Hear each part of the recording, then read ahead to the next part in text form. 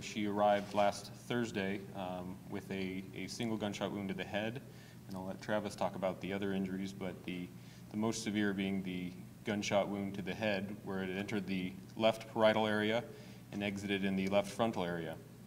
That injury in and of itself is quite severe, not to mention her other injuries that she's had.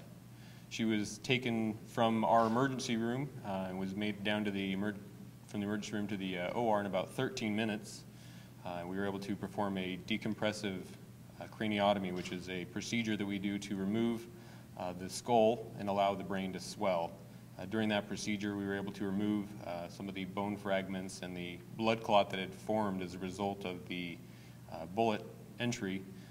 She tolerated the procedure very well. So over the last week or so, we've been able to keep her pressures very low through a combination of medical management, of shrinking her brain down, as well as the mechanical decompression that we did in order to relieve the pressure. So at this point, we're happy to say that the pressures are on their way down. She's out of the woods as far as the major swelling goes. We've been able to clamp the drain that has been in her head to relieve that pressure.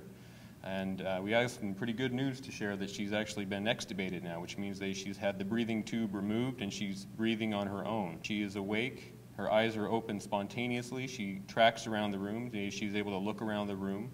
She does not yet interact with people on a verbal basis. She's not ambulatory. She's not talking yet.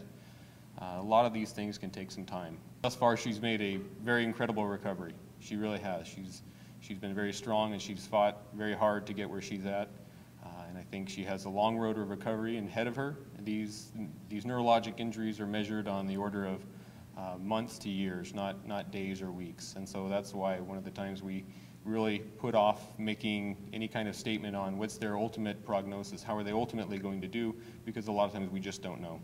And I think she falls into this category of she's had an injury.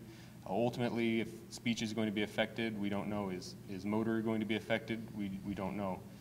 We do know that she is moving both arms spontaneously, which is as well a good sign, given that the bullet had injured the brain on the left side, that the right side would ultimately, we think, be weak, but she is moving. So these are all very positive, encouraging signs.